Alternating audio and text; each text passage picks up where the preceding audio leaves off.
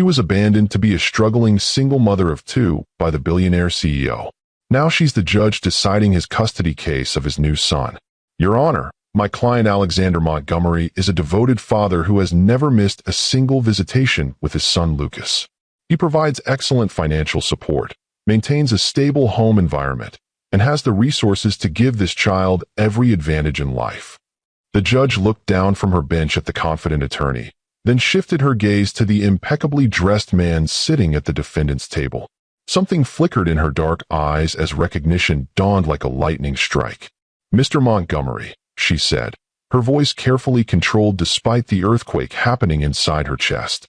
"You claim to be a devoted father who has never abandoned a child." Alexander Montgomery looked up at the judge for the first time, confident in his legal team's ability to secure custody of his 6-year-old son. "That's correct, Your Honor. I believe children deserve their father's love and protection." "Interesting."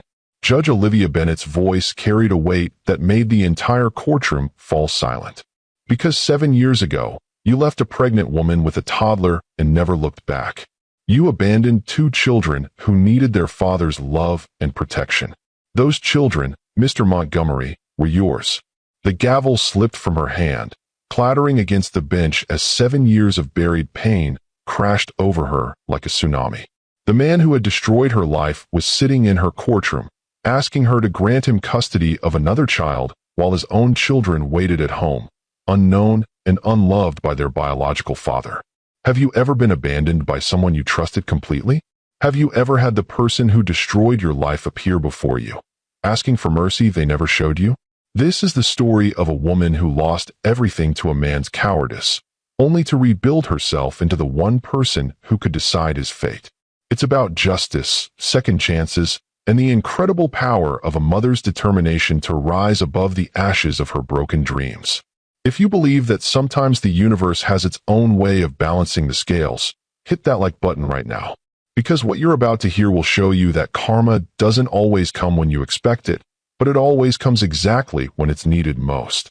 7 years earlier, Olivia Bennett sat in the library of Stanford Law School, surrounded by textbooks and case studies while her 18-month-old son Jackson played quietly with wooden blocks on a blanket beside her chair. The late afternoon sun streamed through the tall windows, casting golden light across the pages of her constitutional law review. "Mama up." Jackson reached his chubby arms toward her, his dark eyes bright with the innocent demand that only toddlers could make. "Just 5 more minutes, baby," Olivia whispered, glancing around at the other students who were deep in their studies. "Mama needs to finish reading about due process, and then we'll go home for dinner." She was 24 years old, a single mother juggling law school with raising a child, working part-time at the campus bookstore to pay for daycare and groceries. Her life was exhausting but purposeful, driven by the dream of becoming a family court judge who could protect children like Jackson from the injustices of a system that often failed the most vulnerable. "Excuse me, is anyone sitting here?" Olivia looked up to see a tall, strikingly handsome man with steel-gray eyes and the kind of confident smile that suggested he was used to getting whatever he wanted. He gestured to the empty chair across from her table. "It's a library," she said simply. "All the seats are public." "Fair enough." He sat down and opened a business textbook, but Olivia could feel his eyes on her every few minutes as she tried to concentrate on her reading. "Your son is beautiful," he said finally, his voice low enough not to disturb other students. "Thank you." Olivia's response was polite but guarded. She'd learned to be careful about men who showed interest in her situation. Some saw a single mother as an easy target, others as a responsibility they weren't ready for. "I'm Alex Montgomery. Business school, final year." "Olivia Bennett. Law school, second year." "And this handsome fellow?" "Jackson. He's 18 months old." Alex closed his textbook and leaned forward slightly. "It must be challenging, managing law school with a young child." "We managed just fine." Olivia's tone carried a note of defensiveness that came from months of well-meaning comments about how difficult her situation must be. "I didn't mean to imply otherwise. Actually, I'm impressed. Law school is demanding enough without adding parenthood to the mix." Something in his tone made Olivia look up from her books. Alex's expression was genuinely admiring, not pitying or condescending like so many others. "What's your focus in business school?" she asked, softening slightly. corporate finance, and international markets. My family has a company that I'm expected to join after graduation. Expected, fourth-generation family business. Montgomery Industries. We do international shipping and logistics. Olivia recognized the name from business news articles she'd seen. Montgomery Industries was worth billions, a global empire built over nearly a century. That's quite a legacy to inherit. It's quite a responsibility to inherit, Alex corrected. Sometimes I wonder what it would be like to build something from scratch, to create my own path instead of following the one that was laid out before I was born. Jackson had crawled over to Alex's chair and was now pulling himself up on the man's pant leg, babbling in the nonsensical language of toddlers. "Hey there, buddy," Alex said, gently helping Jackson stand while keeping him steady. "Are you helping your mama study?" "He's helping by being surprisingly quiet for once," Olivia said, surprised by how naturally Alex interacted with her son. "Kids have good instincts about people. If he likes me, I must be doing something right." Over the following weeks, Alex appeared at the library with increasing frequency, always choosing the table near Olivia's. Their conversations grew longer and more personal, moving from academic subjects to dreams, fears, and the complexities of their very different backgrounds. "You're going to be an amazing lawyer," Alex told her one evening as they walked across campus together, Jackson riding on Alex's shoulders like he'd been doing it his whole life. "What makes you so sure?" "Because you're fighting for something that matters to you. You're not just going through the motions or following someone else's plan. You have purpose, and you don't." Alex was quiet for a moment, watching Jackson point excitedly at a flock of birds in the trees above them. "I have obligation. I have expectation. I'm not sure that's the same thing as purpose." "What would you do if you could choose your own path?" "I'd probably stay in school longer, maybe get an MBA and a law degree. Learn everything I could about business and policy. Then I'd figure out how to use Montgomery Industries to actually make a difference in the world instead of just making money." "That sounds like purpose to me." "It sounds like a fantasy. My father has very specific plans for my future, and those plans don't include extended education or social responsibility initiatives." Their relationship developed slowly, carefully, built on long conversations and shared meals and evenings when Alex would read to Jackson while Olivia studied. He never made her feel like a burden or a complication. Instead, he made her feel like the family she and Jackson had created was something precious and worth protecting. "I love you," he told her one night as they sat on her tiny apartment's fire escape, watching the city lights twinkle below them while Jackson slept inside. "I love you too," she whispered back, meaning it completely for the first time since Jackson's father had disappeared when she told him she was pregnant. "I want to build something with you, Olivia. I want us to be a real family. We already are a real family. I want to make it official. I want to marry you and adopt Jackson and give you both the life you deserve." Olivia felt her heart swell with happiness and hope. "What about your family's expectations? What about Montgomery Industries? They'll have to accept that this is who I choose to be. You and Jackson are more important than any business empire." 6 months later, Olivia discovered she was pregnant again. She told Alex over dinner at their favorite tiny Italian restaurant, the same place where he'd first told her he loved her. "Another baby?" Alex's face lit up with genuine joy. "Jackson's going to be such a good big brother. Are you sure you're ready for this? 2 children, law school, all the complications. I've never been more sure of anything in my life." Alex reached across the table and took her hands in his. "We're going to have a beautiful family, Olivia. I'm going to be the father Jackson deserves and the father this new baby deserves." But as Olivia's pregnancy progressed and her belly began to show, Alex's family began to express their concerns about his relationship choices. His father, Robert Montgomery, had been politely distant during the early stages of their relationship. Now, with a second grandchild on the way, he became actively hostile. "You're throwing away 4 generations of careful planning for what, exactly?" Robert's voice carried the cold authority of someone accustomed to absolute obedience. A woman with no family connections, no social standing, no assets of her own. "I'm building a life with someone I love," Alex replied, his jaw tight with tension. "Olivia is brilliant, hardworking, and she's going to be an incredible lawyer. She's black, Alexander. She's a single mother from a working-class background who trapped you with a pregnancy. She didn't trap me with anything. Jackson isn't even my biological child, and I love him like he is. This new baby is something we both wanted. This new baby is a mistake that will cost you everything you've worked for. The board will never accept a family like this. Our clients, our social circles, our business partners expect a certain standard. Then maybe it's time for those standards to change. It's time for you to remember where your loyalties lie. Montgomery Industries employs 12,000 people. The decisions you make affect families across the globe. You don't have the luxury of choosing personal happiness over professional responsibility. These conversations became more frequent and more heated as Olivia entered her second trimester. Alex would come home from family dinners tense and distracted, his usual warmth replaced by a brooding anxiety that Olivia couldn't penetrate. "Talk to me," she said one evening as she found him standing on the fire escape, staring out at the city with an expression she'd never seen before. "It's nothing. Just family business stress." "Alex, I know you. This isn't business stress. This is something else." He turned to face her, and Olivia saw something in his eyes that made her stomach clench with fear. "They want me to end our relationship." "Who wants you to end it?" "My father, my grandmother, the board of directors, everyone who has a say in my future." "And what do you want?" Alex pulled her into his arms, holding her tight against his chest. "I want you. I want Jackson. I want this baby. I want the life we're building together. Then that's what we'll have." "It's not that simple, Olivia. If I choose you, I lose everything else. My inheritance, my position in the company, my family's support. And if you choose them, then I lose the only thing that's ever made me truly happy." As her pregnancy progressed into the third trimester, the pressure on Alex intensified. Family meetings became ultimatums. Business discussions became threats.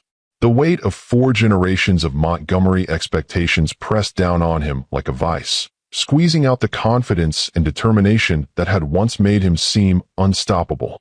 "I need some time to think," he told Olivia one night, when she was 7 months pregnant, and Jackson was starting to ask why Alex seemed so sad all the time. "Time to think about what?" "About how to make this work. About how to protect you and the children while still fulfilling my obligations to my family." "There's nothing to think about, Alex. You either choose us or you choose them. But you can't choose both. Maybe I can find a middle ground." "There is no middle ground when it comes to family, Alex. You can't love someone conditionally. You can't be a father when it's convenient and a Montgomery heir when it's profitable." But Alex was drowning in the pressure, losing himself in the impossible choice between love and legacy. He started staying at the library later, coming home after Olivia and Jackson were already asleep. He stopped talking about baby names and nursery plans. He stopped talking about their future altogether. "Alex, what's happening to us?" Olivia asked one morning as she watched him get dressed for another day of classes and family meetings. "Nothing's happening. Everything's fine." "Everything is not fine. You barely look at me anymore. You haven't touched my belly in weeks. Jackson keeps asking if you're mad at him." "I'm not mad at anyone. I'm just trying to figure things out." "There's nothing to figure out. We're having a baby in 2 months. We need to start preparing, start planning, start acting like a family again." Alex sat down on the edge of their bed, his head in his hands. "What if I can't give you what you need? What I need is for you to be present. What I need is for you to choose us every day, not just when it's easy. And what if choosing you means I can't provide for you? What if I lose everything and I can't take care of you and the children? Then we'll figure it out together." "Alex, I didn't fall in love with your trust fund. I fell in love with you. The man who reads bedtime stories to Jackson, who talks about changing the world, who makes me feel like I can accomplish anything. That man might not be able to survive what's coming." "What's coming?" But Alex just kissed her forehead and left for school without answering, leaving Olivia alone with a growing dread that their perfect life was about to crumble around them. The end came suddenly, brutally, without warning or explanation. Olivia woke up one morning in her 8th month of pregnancy to find a note on Alex's pillow and an envelope containing a cashier's check for $50,000. The note was brief and devastating. "Olivia, I can't be the man you need me to be. I can't be the father these children deserve. I'm not strong enough to choose love over legacy, and I'm too weak to keep lying to myself about who I really am. This money will help you get through law school and get settled somewhere new. I won't contact you again, and I need you to not contact me. I'm sorry for everything. Alex." Olivia stared at the note until the words blurred through her tears, until Jackson woke up asking for breakfast and Alex, and she had to somehow explain that Alex wouldn't be coming home anymore. "Where did Alex go, Mama?" Jackson asked, his 2-year-old mind struggling to understand why his favorite person had simply disappeared. "Alex had to go away, baby. Sometimes grown-ups have to make choices that hurt the people they love. Is he coming back?" Olivia looked at her son's trusting face and felt her heart break completely. "No, sweetheart. He's not coming back." That night, Olivia went into premature labor.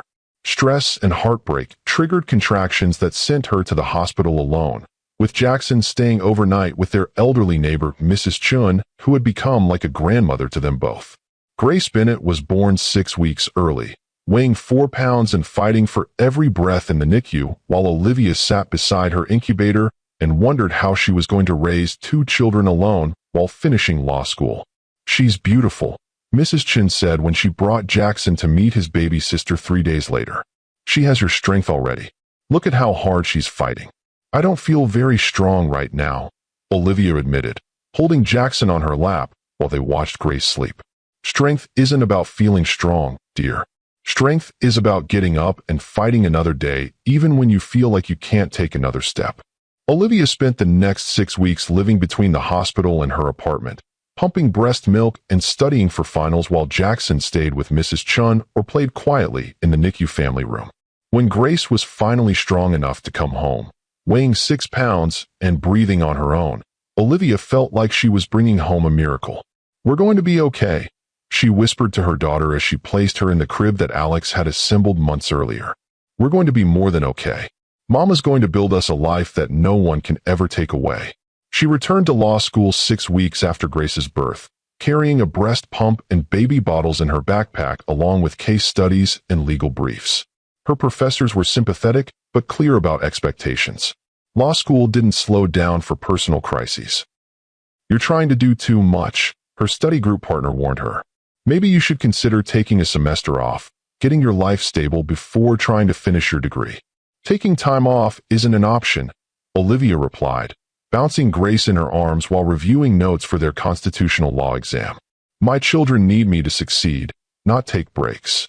She studied while Grace slept, wrote papers during Jackson's naps, and attended lectures with backup childcare arrangements that sometimes fell through at the last minute. Other students complained about the stress of law school. Olivia was managing the stress of law school plus single motherhood, plus the financial pressure of supporting 2 children on a part-time bookstore salary.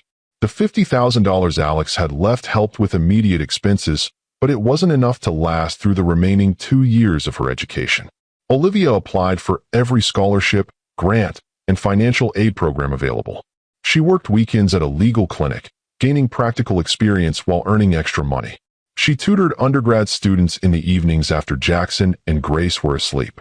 "You're pushing yourself too hard," Mrs. Chun worried as she watched Olivia rushing between feeding Grace and reviewing case notes.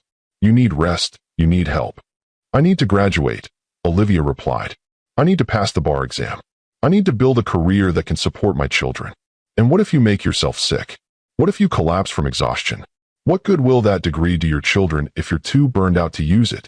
But Olivia couldn't slow down. Every day that passed was a day closer to graduation, a day closer to financial stability, a day closer to becoming the family court judge she'd dreamed of being. She carried the pain of Alex's abandonment like fuel, using her anger and heartbreak to drive her forward when exhaustion threatened to stop her completely. During her final year of law school, when Jackson was 3 and Grace was 18 months old, Olivia caught the attention of Judge Benjamin Hayes, a family court veteran who guest lectured in her family law seminar. "Ms. Bennett, I'd like to speak with you after class," he said one afternoon following a particularly engaging discussion about child custody law. Olivia packed up her notes while Grace played with wooden blocks in her portable playpen, a familiar sight in her classes by now. "I've been watching your work this semester," Judge Hayes said as the classroom emptied. "Your analysis of custody statutes is sophisticated, your arguments are well-reasoned, and your perspective on child welfare issues is remarkably mature. Thank you, Your Honor. More importantly, I understand you're raising 2 young children while maintaining a 3.8 GPA and working part-time. That level of determination is rare. I don't have a choice." My children depend on me to succeed. Actually, you do have a choice. You could have given up, transferred to an easier school, chosen a less demanding career path. The fact that you didn't tells me everything I need to know about your character. Judge Hayes offered Olivia a paid internship in his chambers during her final semester, followed by a clerkship after graduation that would provide the experience and connections she needed to fast-track her judicial career. Why are you willing to take a chance on me? Olivia asked. Because the best judges aren't the ones who had easy paths to the bench. The best judges are the ones who understand struggle, who fought for justice in their own lives before they ever had the power to fight for justice in others' lives. Olivia graduated from Stanford Law School summa cum laude with Jackson, now 4, and Grace, 2, in the audience wearing matching outfits that Mrs. Chun had sewn specially for the occasion. As she walked across the stage to receive her diploma, Olivia thought about Alex and wondered if he would be proud of what she'd accomplished. Then she dismissed the thought entirely. His pride was irrelevant. She'd built this success for herself and her children, not for the man who'd abandoned them when they needed him most. The bar exam preparation was another mountain to climb while managing 2 energetic young children and starting her clerkship with Judge Hayes. Olivia studied before dawn and after bedtime, drilling herself on legal procedures while Jackson and Grace played around her. "Mama, why do you read so many boring books?" Grace asked one evening, climbing into Olivia's lap while she reviewed evidence law. "Because Mama is learning how to help families who are in trouble. Sometimes parents and children get separated, and judges like the one Mama works for have to decide what's best for the children. Like how Alex left us." The question hit Olivia like a punch to the chest. Grace was too young to remember Alex clearly, but Jackson had told her stories about the man who used to read them bedtime stories and push them on swings at the playground. "Yes, sweetheart. Sometimes grown-ups make choices that hurt children. Mama wants to be someone who protects children from those choices. Will you protect us?" "Always. Mama will always protect you and Jackson." Olivia passed the bar exam on her first attempt, scoring in the 95th percentile despite studying with 2 toddlers climbing on her lap. Judge Hayes offered her a permanent position as a staff attorney in the family court system, with a clear path toward judicial appointment if she continued to excel. "You have something special, Olivia," he told her during her performance review 6 months later. "You understand both the legal complexities and the human impact of family court decisions. You see the children first, the law second, and the adults last. That's exactly the perspective we need on the bench. I appreciate your confidence in me, Your Honor, but I'm still relatively inexperienced. Judicial appointments usually go to attorneys with decades of practice." "Usually, yes, but these aren't usual times, and you're not a usual candidate. The governor is looking for fresh perspectives, diverse voices, people who bring real-world experience to the bench. Your story, your struggle, your success despite overwhelming odds, that's exactly what the family court system needs." 2 years later, at the age of 30, Olivia Bennett was appointed to the family court bench as the youngest female judge in the district's history.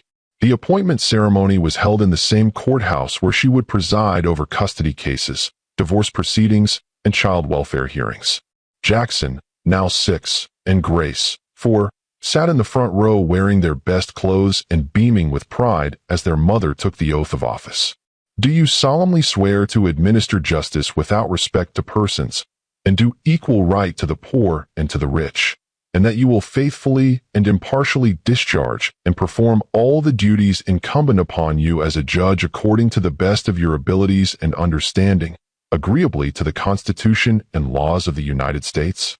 "I do," Olivia said, her voice strong and clear as she placed her hand on the Bible and looked out at the courtroom that would become her professional home.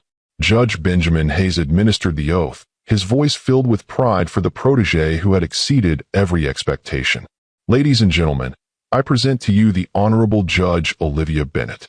The applause was thunderous, but Olivia only heard the voices of her children cheering from the front row. She had done what everyone said was impossible.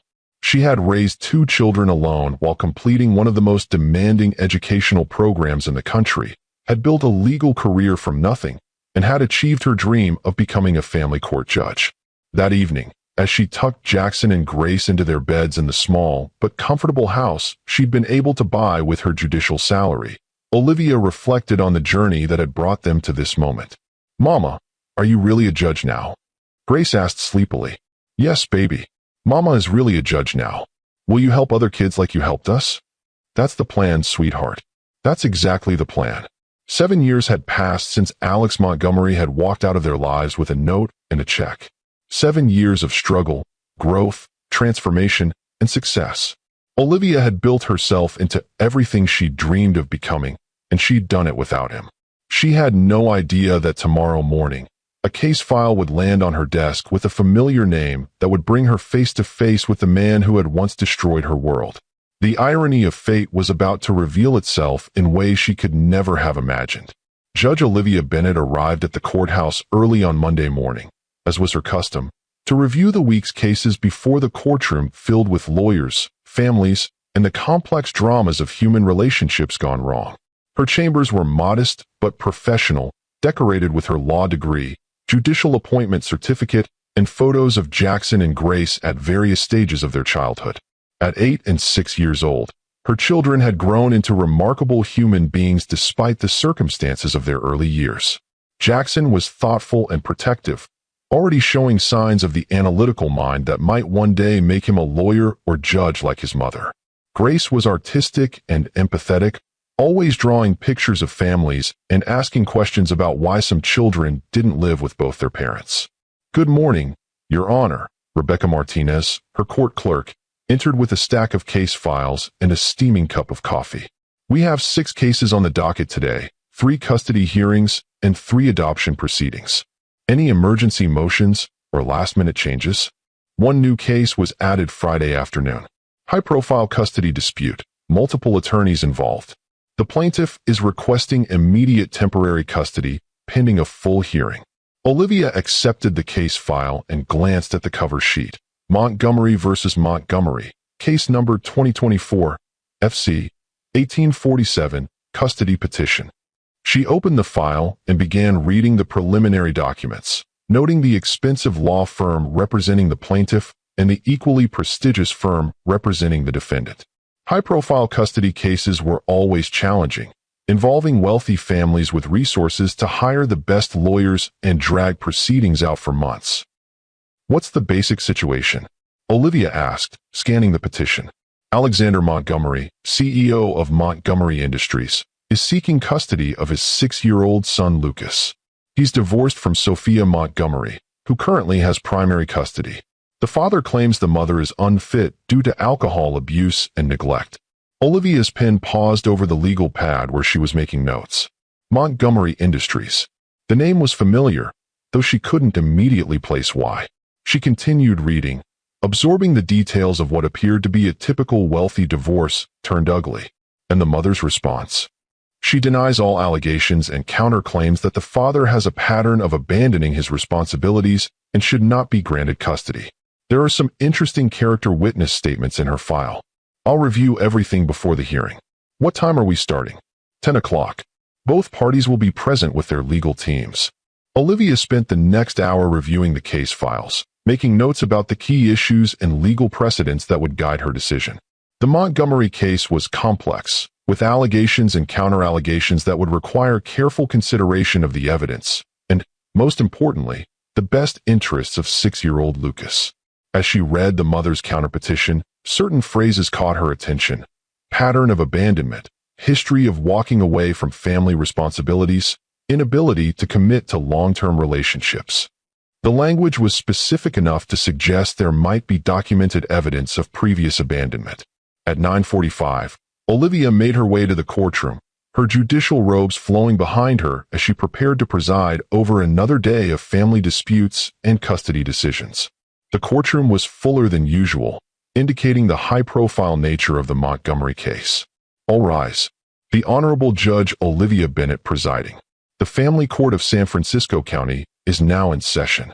Olivia took her place at the bench and surveyed the assembled attorneys and parties.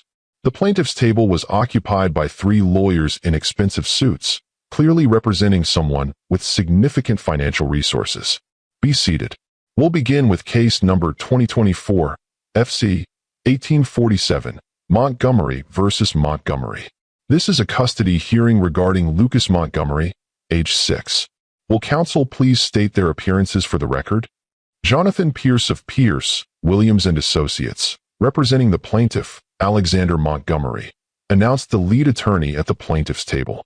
Susan Crawford of Crawford and Associates, representing the defendant, Sophia Montgomery, replied the attorney at the defendant's table. Thank you. Is the plaintiff present in the courtroom? Yes, Your Honor. Mr. Montgomery is here and ready to proceed. Olivia looked toward the plaintiff's table, expecting to see the typical wealthy businessman seeking custody of his child. What she saw instead was a face that sent shock waves through her entire body. Alexander Montgomery stood up slowly, his steel-gray eyes meeting hers across the courtroom for the first time in 7 years. He was older, more polished, wearing a suit that probably cost more than most people made in a month. But it was unmistakably him. The man who had abandoned her when she was pregnant with Grace. The man who had never met his own daughter. The man who had walked away from Jackson when the boy was barely old enough to remember him. The gavel slipped from her hand, clattering against the bench as 7 years of buried pain, anger, and betrayal crashed over her like a tsunami. Every carefully constructed wall she'd built around those memories crumbled in an instant. Alex's face went pale as recognition dawned.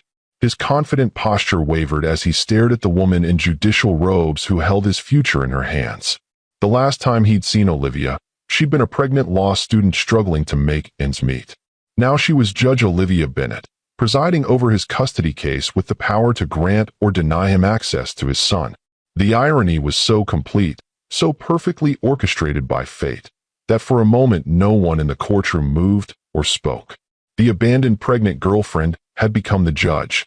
The man who had walked away from his own children was now asking for custody of another child. And the woman who had rebuilt her life from the ashes of his betrayal was the only person who could decide his future as a father. Your Honor, are you all right? Attorney Pierce asked, concern evident in his voice as he noticed the judge's obvious distress. Olivia forced herself to regain composure, drawing on 7 years of professional training and personal strength. I'm fine. Please be seated, Mr. Montgomery. Alex sat down slowly, his eyes never leaving her face. She could see questions, shock, and something that might have been regret in his expression. But what she didn't see was recognition of the magnitude of what he'd done, the lives he'd destroyed, the children he'd abandoned. Before we proceed with this hearing, Olivia said, her voice carefully controlled, I need to address a potential conflict of interest. Mr. Montgomery, do you recognize me? Alex's attorney immediately became alert, sensing something significant was happening. Your Honor, is there some prior relationship between you and my client? Mr. Montgomery, Olivia repeated, ignoring the attorney's question. Do you recognize me? Alex stood again, his voice hoarse with shock. Olivia.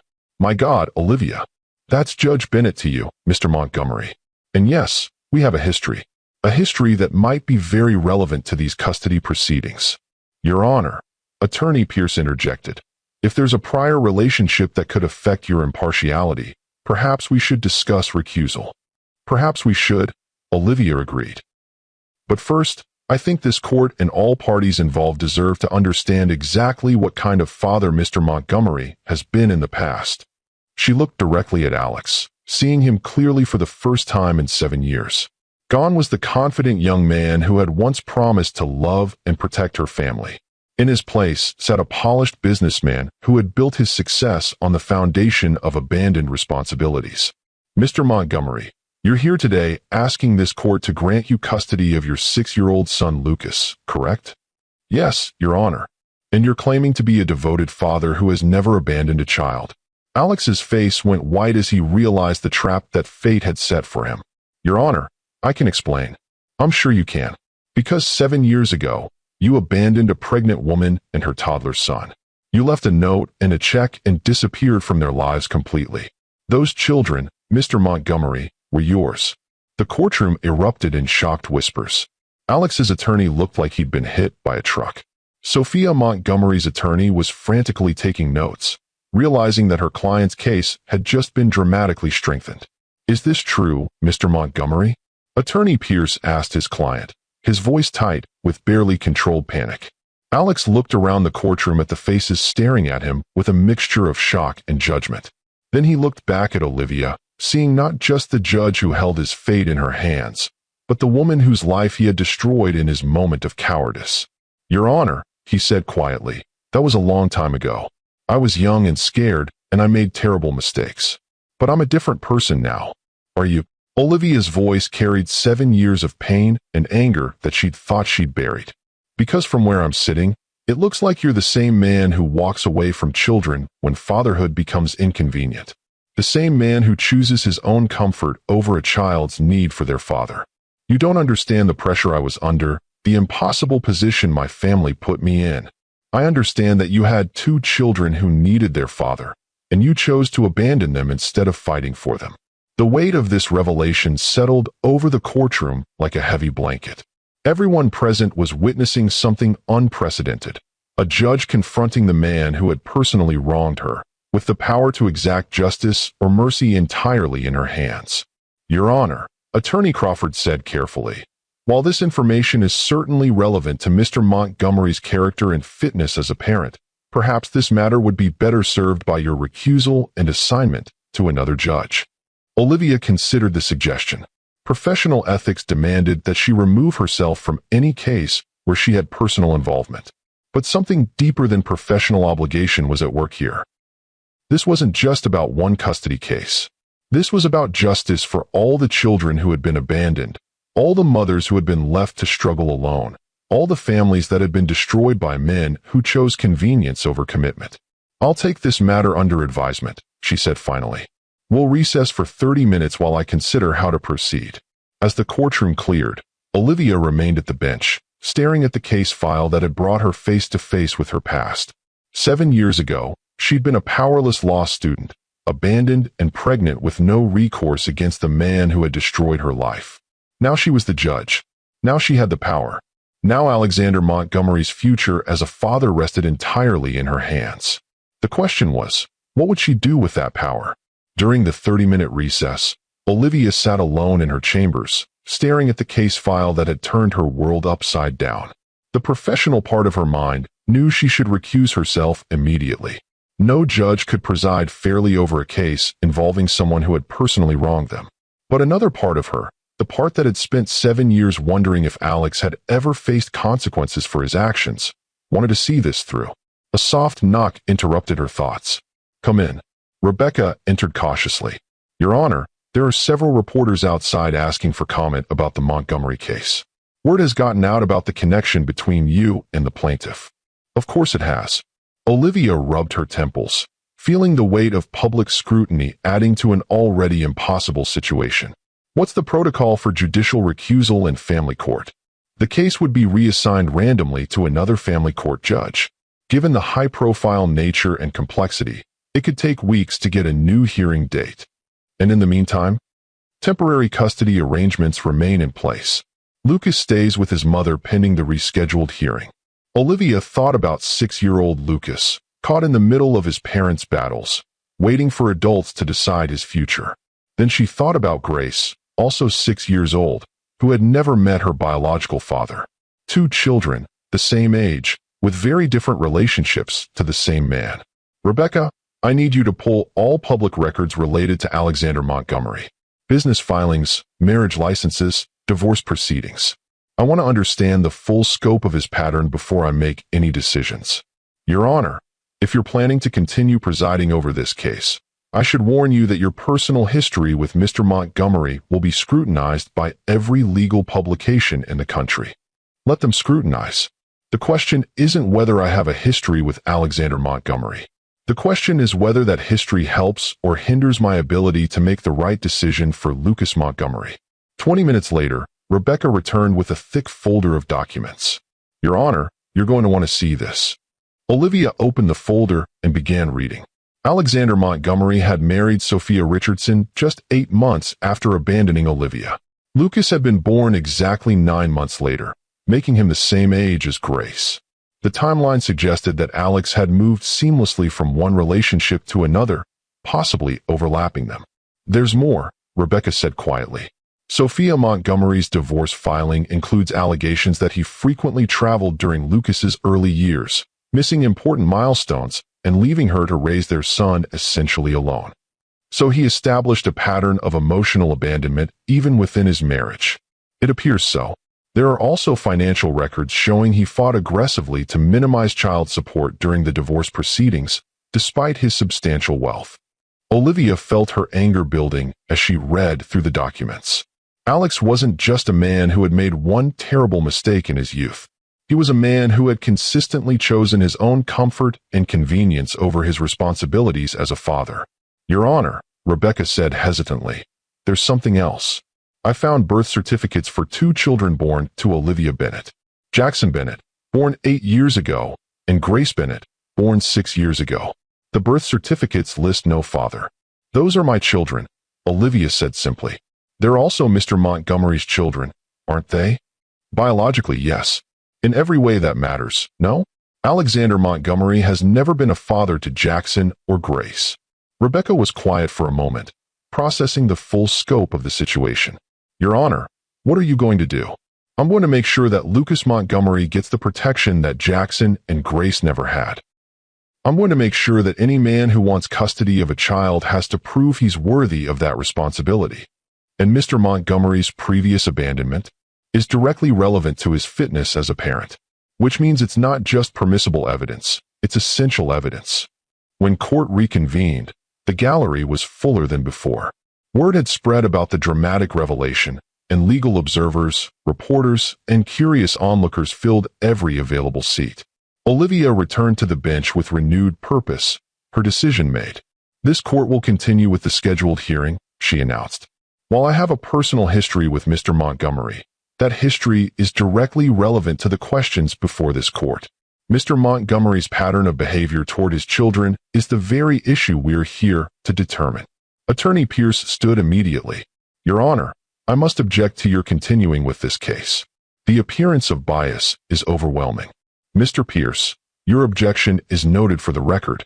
However, I would argue that my knowledge of Mr. Montgomery's history makes me uniquely qualified to assess his credibility and fitness as a parent. Now, let's proceed with the evidence. Your Honor, Attorney Crawford interjected. Before we continue, I'd like to call a witness who can speak to Mr. Montgomery's pattern of abandoning parental responsibilities.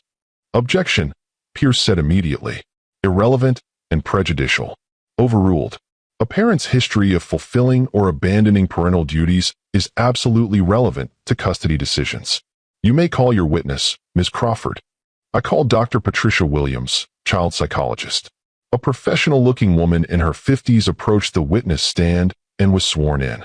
Dr. Williams, you've reviewed the psychological evaluations of Lucas Montgomery, correct?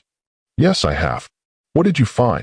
Lucas shows signs of attachment disorder and anxiety consistent with inconsistent parenting.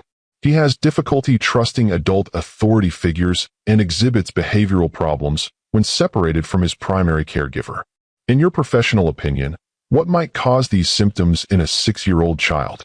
Typically, we see these patterns when a child has experienced abandonment or inconsistent care from one or both parents. The child learns not to trust that adults will remain present and protective. Pierce stood to object, but Olivia gestured for him to sit down. Dr. Williams, in your evaluation of Lucas, did he express any specific fears or concerns about his father? Lucas told me that his daddy goes away a lot, and that he's afraid his daddy might not come back like before. He also mentioned that his daddy promises to attend events, but often doesn't show up. Olivia made notes while the testimony continued. Lucas's symptoms mirrored the behavioral issues she'd seen in Jackson during his early years, when he would ask repeatedly if people were going to go away like Alex did. Dr. Williams, have you seen similar patterns in other children whose fathers have histories of abandonment? Yes, frequently. Children who have been abandoned by a parent, even very young children, often develop hypervigilance about subsequent relationships. They're constantly watching for signs that the parent might leave again. And what's your recommendation regarding custody in cases where a parent has a documented history of abandonment? I typically recommend supervised visitation with intensive family therapy before considering any expansion of custody. The child's sense of security must be rebuilt gradually. When Dr. Williams stepped down, Pierce called his first witness for the defense. I call Alexander Montgomery to the stand. Alex approached the witness stand with the confident bearing of a man accustomed to boardrooms and business negotiations. But Olivia could see the tension in his shoulders, the uncertainty in his eyes as he faced the woman whose life he had destroyed. Mr. Montgomery, please state your full name and occupation for the record. Alexander James Montgomery. I'm the Chief Executive Officer of Montgomery Industries. Mr. Montgomery, tell the court about your relationship with your son Lucas. I love Lucas more than anything in the world. He's a bright, wonderful boy, and I want to be the father he deserves. And why are you seeking expanded custody? Because I believe Lucas needs his father's influence in his life. I can provide stability, resources, and opportunities that will help him reach his full potential. Pierce continued with softball questions designed to present Alex as a devoted father who had simply been victimized by a vindictive ex-wife. But Olivia was preparing her own line of questioning. Mr. Montgomery, she said when Pierce finished, you testified that you want to be the father Lucas deserves.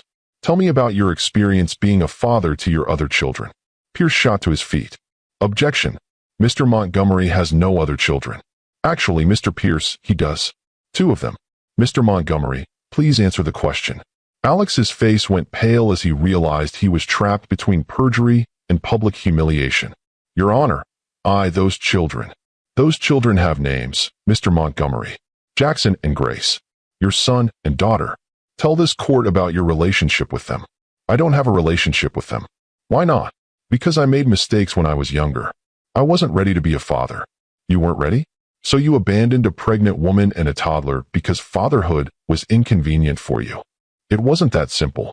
Then explain it to me. Explain to this court how a man who abandoned 2 children can be trusted with custody of a 3rd child. Alex looked around the courtroom, seeing the faces of people judging him, evaluating his character, weighing his fitness as a parent. I was under enormous pressure from my family. They didn't approve of my relationship with Olivia. They threatened to cut me off financially if I didn't end things. So you chose money over your children? I chose what I thought was best for everyone involved. Best for everyone? Mr. Montgomery, do you know what happened to Jackson and Grace after you left them? I assumed they were fine. I left money to help with expenses. You left $50,000 to support 2 children through their entire childhood. Do you have any idea what it costs to raise a child? I was young. I didn't understand the full scope of the financial responsibility. Olivia felt her professional composure slipping as she faced the man whose selfishness had shaped her entire adult life. Let me tell you what happened to your children, Mr. Montgomery. Their mother worked 3 jobs while finishing law school. Jackson learned to change his baby sister's diapers because his mother was studying for exams. Grace spent her first 2 years in daycare because her mother couldn't afford to stay home with her. Your Honor, Pierce interrupted desperately. This line of questioning is prejudicial and irrelevant to the current custody case. On the contrary, Mr. Pierce, this line of questioning goes directly to your client's pattern of behavior and fitness as a parent. Mr. Montgomery, did you ever attempt to contact your children after you left them? No.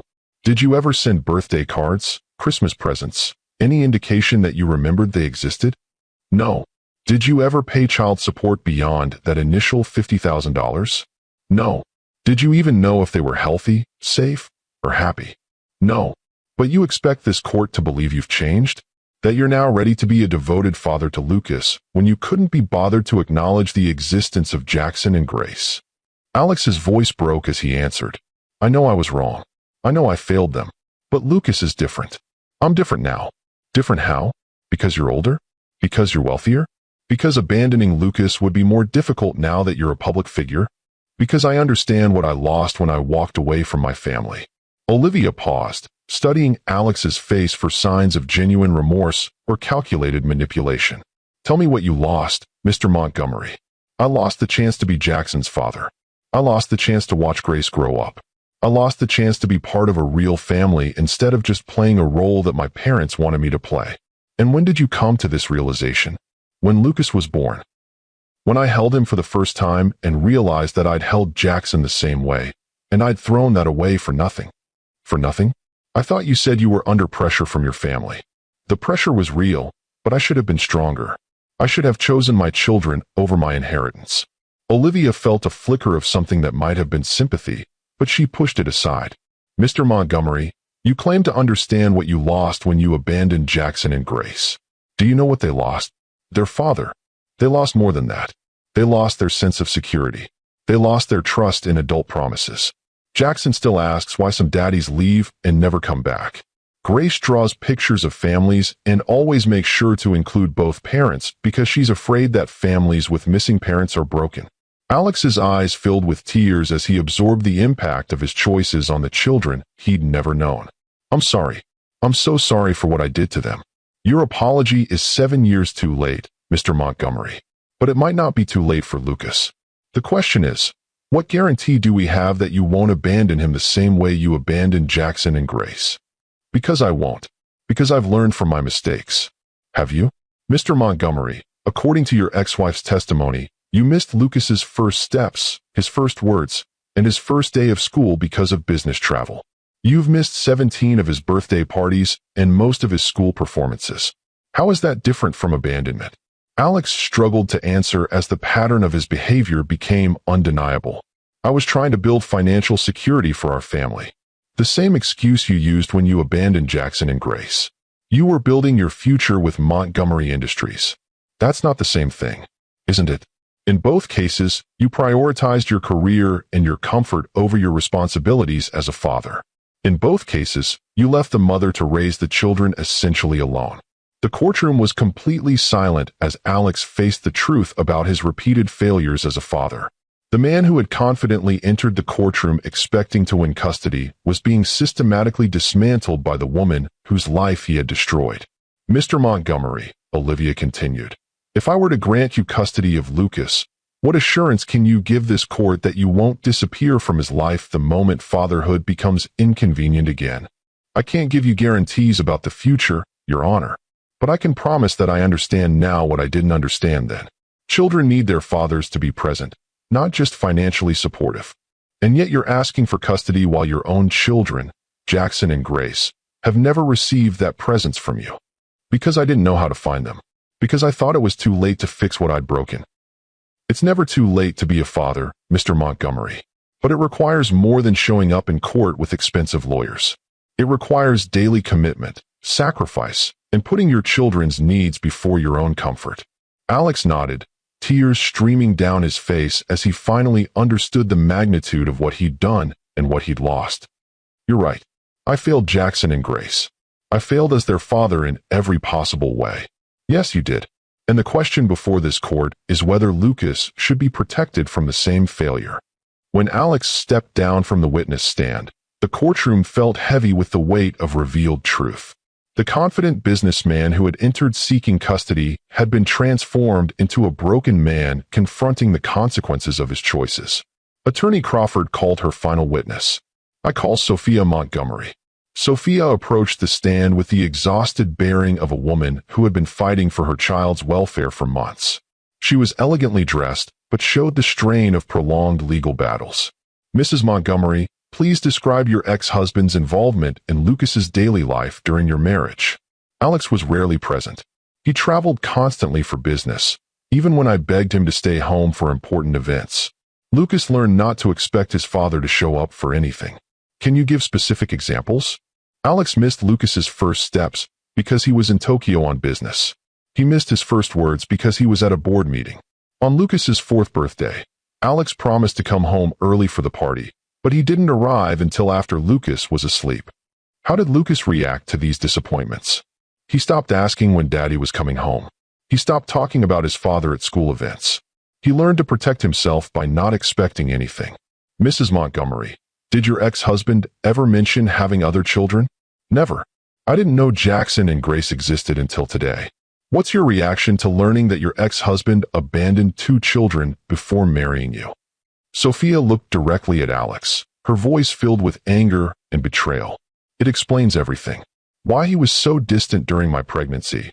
Why he seemed uncomfortable with the responsibilities of fatherhood. Why he always seemed like he was looking for an excuse to leave. What do you want for Lucas? I want him to have a father who chooses him every day, not just when it's convenient.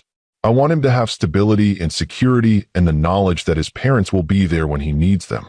When the testimony concluded, Olivia called for a brief recess to consider her decision. But before she could adjourn, Alex stood up at the defendant's table. Your Honor, may I say something? Mr. Montgomery, you've already given your testimony. Not as a witness. As a father who just realized what fatherhood actually means. Olivia gestured for him to proceed, curious about what he might say now that the truth had been completely exposed. I came here today expecting to win custody of Lucas because I thought being a father meant providing financial support and showing up occasionally. I thought I deserved custody because I have money and resources. Alex's voice was steady but filled with emotion. But listening to the testimony about Jackson and Grace, understanding how my abandonment affected them, seeing the damage I've caused, I realized that I don't deserve custody of any child until I've proven I can be the father my existing children needed me to be. The courtroom stirred with surprise as Alex essentially argued against his own case. Your Honor, I'm withdrawing my petition for custody of Lucas. Pierce jumped to his feet. Your Honor, my client is obviously emotional and not thinking clearly. I request a recess so we can discuss this decision. Mr. Pierce, your client is an adult who can make his own decisions. Mr. Montgomery, are you certain about withdrawing your petition? I'm certain. Lucas deserves better than a father who has to be forced by a court to understand his responsibilities. And Jackson and Grace deserve to know their father before I try to be a father to anyone else. Sophia began crying with relief as the custody battle that had consumed months of her life suddenly ended. Furthermore, Alex continued, I'd like to ask this court's guidance about how I might begin to build relationships with Jackson and Grace, if their mother is willing to allow it. All eyes turned to Olivia, who found herself in the unprecedented position of being asked, as both a judge and a mother, to determine whether the man who had abandoned her children deserved a chance to know them. Mr. Montgomery, that decision isn't mine to make from the bench. That decision belongs to Jackson and Grace's mother, and ultimately to Jackson and Grace themselves. Then I'm asking Olivia Bennett, not Judge Bennett, if she would consider giving me the chance to try to be the father I should have been 7 years ago. The courtroom held its breath as Olivia faced the most difficult decision of her life. Professional ethics demanded that she separate her role as a judge from her role as a mother. But the man who had destroyed her family was now asking for the chance to rebuild it. This court is in recess for 15 minutes, she announced. When we return, I'll render my decision on the custody matter and address any other issues that arise. In her chambers, Olivia sat alone with the weight of multiple decisions pressing down on her. As a judge, she had to determine what was best for Lucas. As a mother, she had to decide whether Alex deserved access to Jackson and Grace. As a woman, she had to confront 7 years of pain and determine whether forgiveness was possible. A soft knock interrupted her thoughts. Come in. Rebecca entered with a concerned expression. Your Honor, there are 2 children in the hallway who say they're looking for their mother. Jackson and Grace Bennett. Olivia's heart stopped. What are they doing here? Apparently, their after-school program called when you didn't pick them up at the usual time. The director brought them here because they knew you worked late sometimes. Send them in. Jackson and Grace entered the chambers cautiously, still wearing their school clothes and backpacks. They looked around the formal office with wide eyes before focusing on their mother. Mama, why are you wearing that black dress? Grace asked, referring to Olivia's judicial robes. Because Mama is working as a judge today, helping families make important decisions. Are you helping a family right now? Jackson asked with the intuitive wisdom of an 8-year-old. Yes, baby. I'm helping a family figure out what's best for a little boy named Lucas. How old is Lucas? Grace wanted to know. He's 6, just like you. Grace's eyes lit up with interest. Does he have a mommy and daddy? Olivia felt her heart clench as she realized the conversation was heading toward territory she wasn't prepared to navigate. He has a mommy who loves him very much. His daddy is trying to figure out how to be a better father. Like how Alex left us. Jackson asked quietly. The question hung in the air like a confession.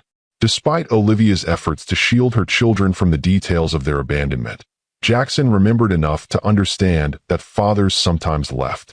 Jackson, how much do you remember about Alex? I remember he used to read us stories and push me on the swing. I remember he was really tall and he had gray eyes like mine. And I remember he went away and never came back. Grace nodded solemnly. I don't remember him, but Jackson told me stories about the daddy who used to live with us. Olivia knelt down to her children's level, seeing in their faces the same gray eyes that had stared at her from the witness stand an hour earlier. Jackson, Grace, there's something I need to tell you about Alex. He's here, in this building. He's the daddy of the little boy I'm trying to help. Jackson's eyes widened with a mixture of curiosity and apprehension. Our Alex? The one who left us. Yes, sweetheart. And he's been asking if he can meet you both. If he can try to be the daddy he should have been before. Why didn't he try before? Grace asked with the direct honesty of a 6-year-old. Because he was scared and confused, and he made some very bad choices. But now he says he understands how much he hurt us and he wants to try to fix it. Jackson was quiet for a long moment, processing this information with the seriousness he brought to all important matters. Do you think we should let him try, Mama? I think that's a decision you and Grace get to make together. You don't have to see him if you don't want to.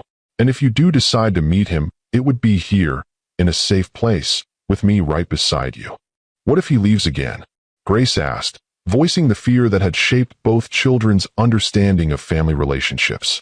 Then he leaves again, and we'll still have each other. Nothing Alex does or doesn't do can change the fact that we're a family and we love each other. Jackson looked at his sister, then back at his mother. I think I want to see him, just to see if I remember him right. I want to see him too, Grace decided. I want to see what a daddy looks like. Olivia felt her heart break and heal simultaneously as she realized her children were brave enough to face the father who had abandoned them. Okay, we'll meet him together, and you can decide how much you want him to be part of your lives. When court reconvened, the gallery had grown even larger as word spread about the dramatic custody case and the personal revelations that had emerged. Olivia returned to the bench with Jackson and Grace sitting in the front row, their small faces serious as they prepared to meet their biological father. In the matter of Montgomery versus Montgomery, Olivia began. This court accepts Mr. Montgomery's withdrawal of his custody petition. Therefore, primary custody of Lucas Montgomery remains with his mother, Sophia Montgomery. Sophia closed her eyes with relief as months of legal battles finally ended in her favor. However, Olivia continued, this court recommends supervised visitation for Mr. Montgomery, contingent upon his completion of parenting classes and family therapy. The goal is to help him understand his responsibilities as a father and build a genuine relationship with his son. Alex nodded, accepting the conditions without argument. Furthermore, this court strongly encourages Mr. Montgomery to seek similar therapy and education before attempting to build relationships with any other children he may have fathered and abandoned. Your Honor, Alex said, standing slowly. If I may, there are 2 children in this courtroom who I abandoned 7 years ago. With their mother's permission, I'd like to meet them and begin the long process of earning their forgiveness. Olivia looked at Jackson and Grace, seeing in their faces a mixture of nervousness and curiosity. Jackson and Grace Bennett, would you like to meet Alexander Montgomery? Jackson stood up with the dignity of a boy who had been forced to grow up too quickly. Yes, Your Honor. We would like to meet our biological father. The formal language broke Olivia's heart, but she nodded for Alex to approach the front of the courtroom. Alex walked slowly toward the children he had abandoned as babies, seeing for the first time the human beings they had become. Jackson was tall for his age, with Alex's gray eyes and serious expression. Grace was delicate and artistic, with Olivia's features but Alex's stubborn chin.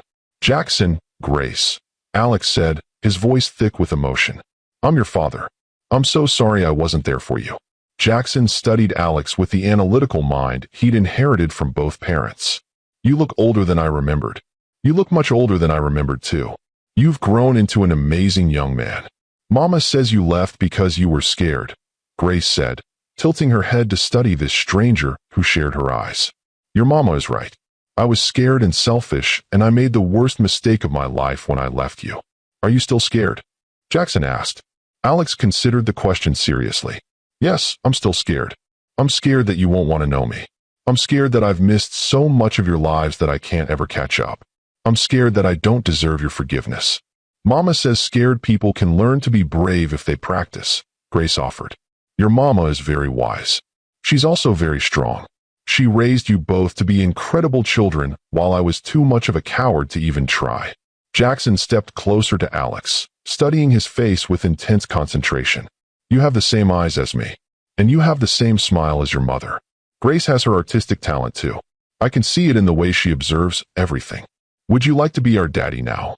Grace asked with the directness that was her trademark. Alex knelt down to their level, his eyes bright with tears. I would like the chance to try to be your father. But I understand if you're not ready for that. I understand if you never want that. We could start with visits, Jackson suggested with the practical nature he'd developed as the protective older brother. Like playdates, but with your dad instead of friends. I would love that more than anything in the world. And if you leave again? Grace asked, her 6-year-old heart already planning for the possibility of abandonment.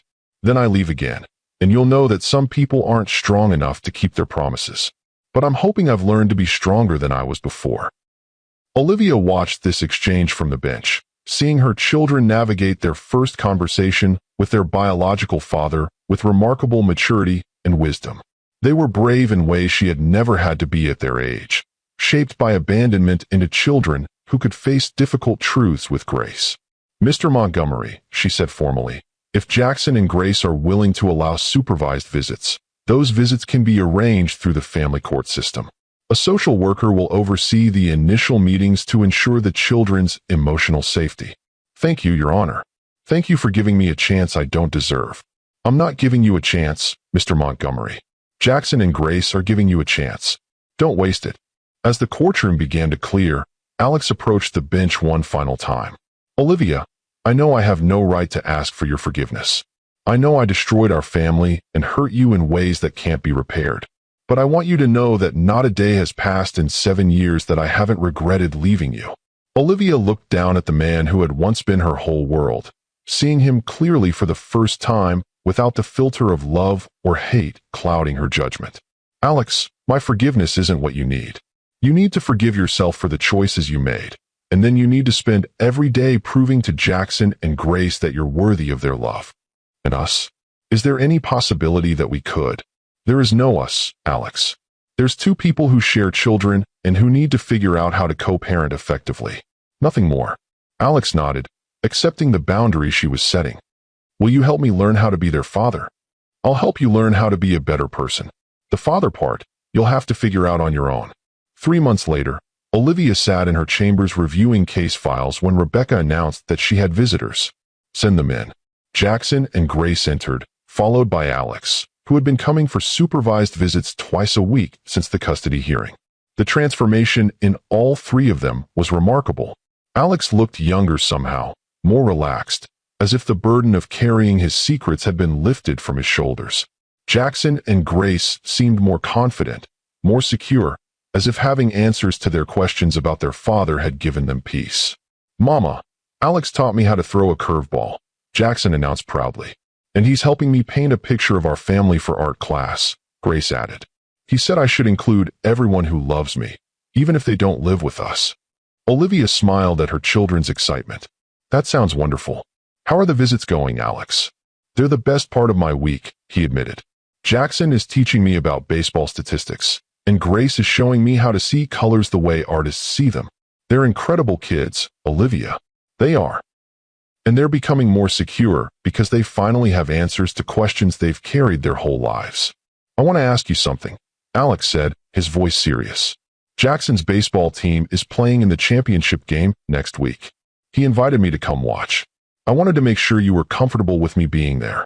Olivia studied Alex's face, seeing genuine concern for her comfort rather than entitlement to access. Jackson invited you? He said all the other kids' dads would be there, and he wanted his dad there too. The simple statement hit Olivia with unexpected force. After 8 years of being the only parent in Jackson's life, he was finally able to say my dad and mean it. Then you should be there, she said simply. Olivia, I know this is complicated for you. Watching me try to be the father I should have been from the beginning.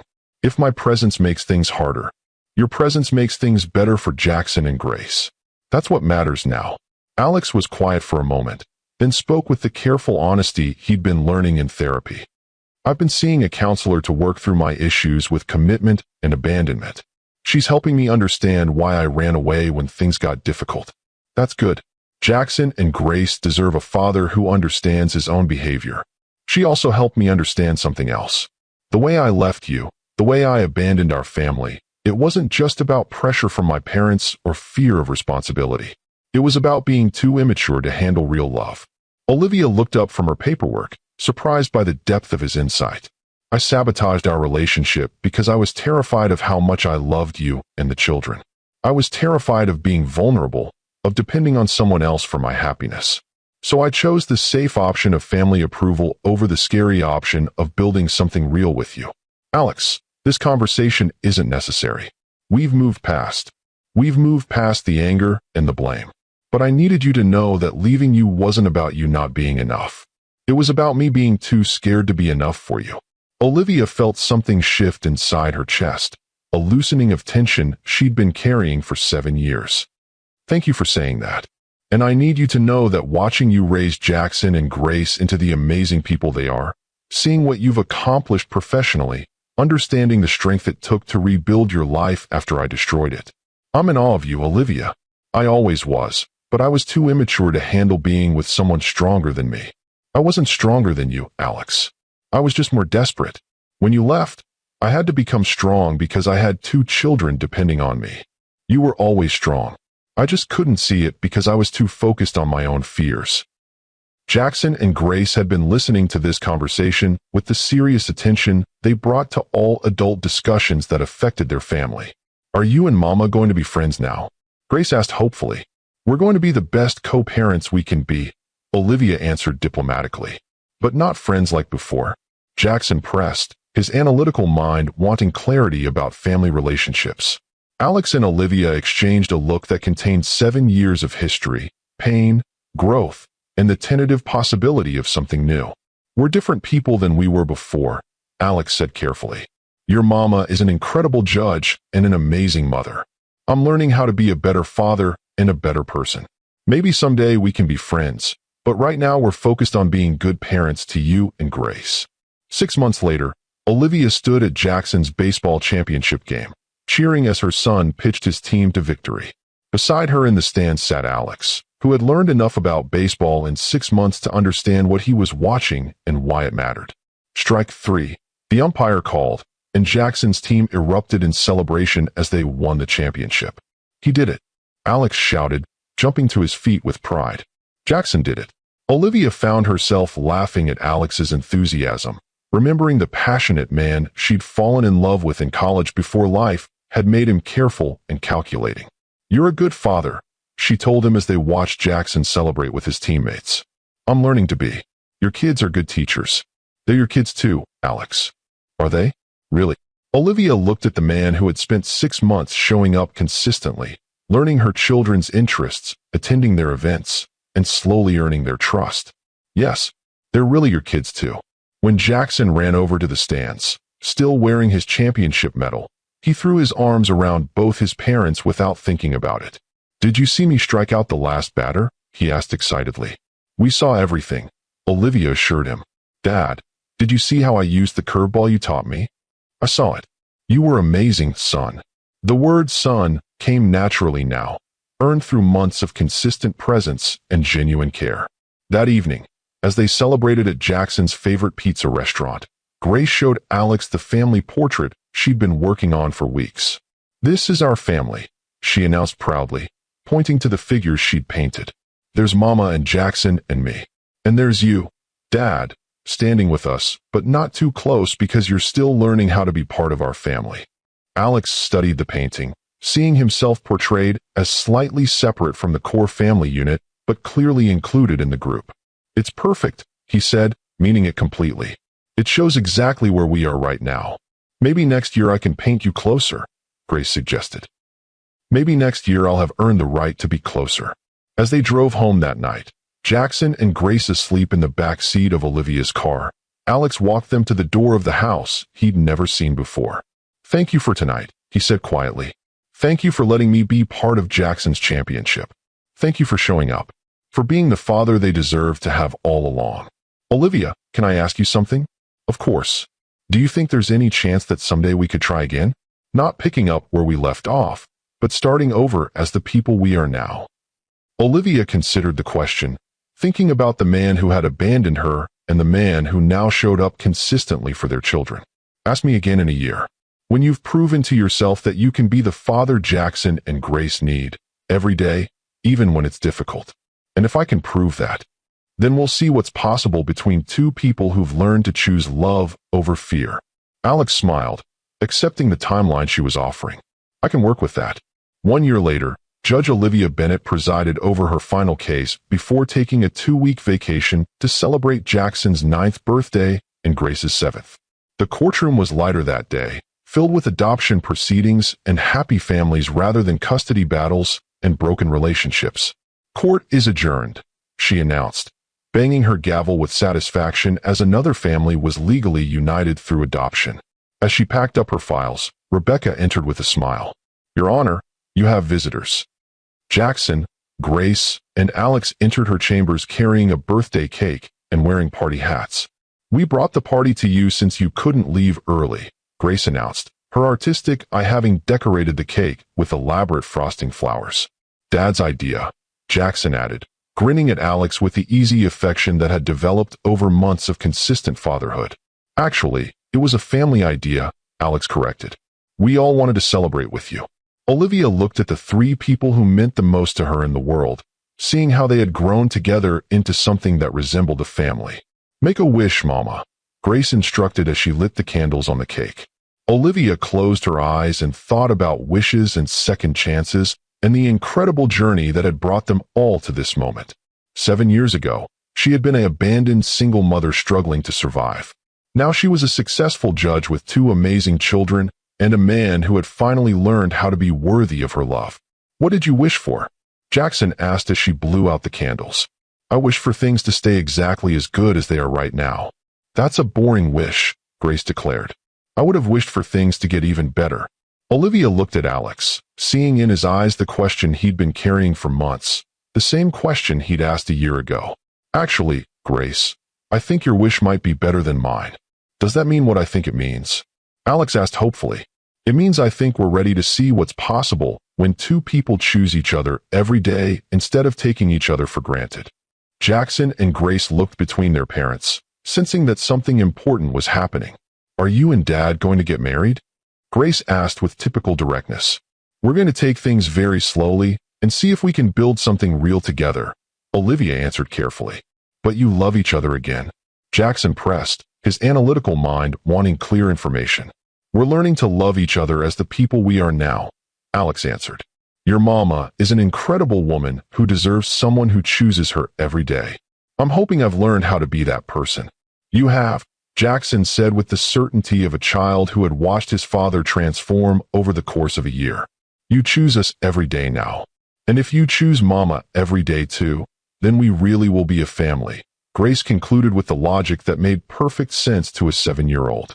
That evening, as they celebrated Jackson's birthday at home, Olivia reflected on the incredible journey that had brought them from abandonment to redemption, from broken family to chosen family, from justice served to love rebuilt. Do you ever wonder what would have happened if you hadn't been assigned to my custody case? Alex asked as they cleaned up after the party. I think the universe has its own way of making sure justice is served and love finds its way home, Olivia replied. Even when people make terrible mistakes. Especially when people make terrible mistakes. Sometimes we have to lose everything to understand what actually matters. Alex nodded, understanding that his abandonment of their family had been the catalyst for both their destruction and their eventual redemption. I love you, Olivia. All of you. I love the family we were, the family we've become, and the family we're still becoming. I love you too, Alex. But more importantly, I trust you. And trust is something that can only be earned through time and consistency. And I've earned it. You've earned the chance to keep earning it every day for the rest of our lives. As they tucked Jackson and Grace into bed that night, both children secure in the knowledge that both their parents would be there in the morning, Olivia realized that justice had indeed been served. Not the harsh justice of punishment and revenge, but the healing justice of accountability, growth, and love rebuilding itself on a foundation of truth. Alexander Montgomery had faced the consequences of his choices in the most perfect way possible, by being given the chance to prove he had learned from his mistakes. And Olivia Bennet had found her own justice in becoming the woman strong enough to offer second chances without sacrificing her children's security. "Sweet dreams," she whispered to Grace as she kissed her goodnight. "Sweet dreams, Mama. I'm glad Dad came back." "Me too, baby. Me too." 7 years after abandonment, 8 months after confrontation, and 1 year after redemption, the Bennet Montgomery family had found their way home to each other. Not because love conquered all, but because some people are brave enough to face their failures and strong enough to rebuild what they've broken. Justice, it turned out, wasn't always about punishment. Sometimes justice was about protection, healing, and the incredible power of a mother's love to create something beautiful from the ashes of betrayal. If this story of accountability, redemption, and second chances moved you, share it with someone who believes that people can change when they're given the right motivation. And remember, sometimes the person who breaks your heart is the same person who can help you build something even stronger than what you had before. Because in the end, the best revenge isn't getting even. The best revenge is building a life so beautiful that it makes everything you lost seem small in comparison. And sometimes, just sometimes, the person who hurt you most becomes the person who helps you build that beautiful life. Judge Olivia Bennet had learned that justice comes in many forms. But the sweetest justice of all is when love wins, not because it was easy, but because it was earned.